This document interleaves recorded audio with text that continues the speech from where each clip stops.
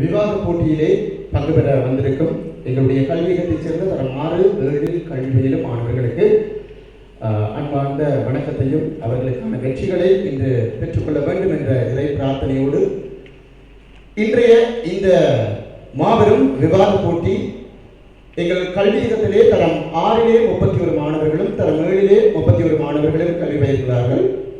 அந்த அடிப்படையிலே குறிப்பாக தரம் 6 மாணவர்களில் இருந்து எங்களுடைய கல்வியக மட்டத்திலே விவாத போட்டியை நடாத்தி அந்த 30 மாணவர்களில் இருந்து 6 மாணவர்களை தெரிவு செய்திருக்கிறோம்.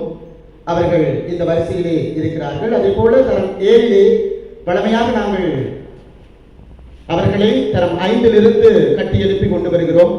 எங்களுடைய கல்வியகம் 191 புள்ளிகள் உட்பட சகல சாதனைகளையும் நிலைநாட்டி தரம் 5 அந்த மாணவர்களை வளர்த்தெடுத்து வருகிறோம். அவர்கள் மிகவும் கெட்டிக்காரர்கள். அந்த வகுப்பிலே இருக்கும் 30 மாணவர்களிலே 6 பேர் தான் அல்லது 7 பேர் தான் தெரிவு செய்ய வேண்டிய தேவை இருந்தது. இருந்தாலும் கூட அவர்கள் ஒருவருக்கு ஒருவர் சளைத்தவர்கள் அல்ல என்ற வாத பிரதிவாதத்திலே இரு குழுக்களாக நாங்கள் 14 பேரை தெரிவு செய்ய வேண்டிய தேவை ஏற்பட்டது. ஆகவே அங்கே தரம் 7 மாணவர்கள் இரு குழுக்களாக இருக்கிறார்கள். தன்னுடைய கனிஷ்ட பிரிவு மாணவர்களோடு போட்டியிட தயாராக இருக்கிறார்கள். இந்த விவாத போட்டியானது வெறுமனே கல்வியகத்துக்குள்ளே ஒரு அறைக்குள்ளே நாங்கள் ஏற்பாடு செய்ய வேண்டும் என்ற எதிர்பார்ப்போடு இருந்தோம்.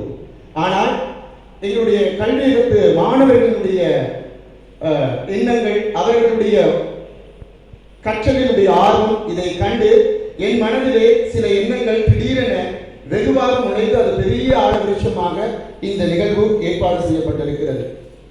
குறிப்பாக சொல்ல போனால் ஒரு வாரம் கூட அல்ல, சுமார் 4-5 நாட்களுக்குள்ளே இந்த 2 நாட்களுக்குள்ளே இந்த பிரம்மாண்டமான ஒரு விவாத போட்டி ஆரம்பமாக இருக்கிறது. இந்த விவாத போட்டிக்கு நாங்கள் அழைத்த உடனேயே வழமையாக எல்லா இடங்களிலும் பல்வேறு விவாத போட்டிகளுக்கு நடுவர்களாக கலந்து அந்த விவாத போட்டிகளிலே தன்னுடைய திறமையான தீர்ப்பினை வெளிப்படுத்தி இன்று எங்களுடைய விவாத போட்டிக்கு நடுவர்களாக வருகை தந்திருக்கிறார்கள்.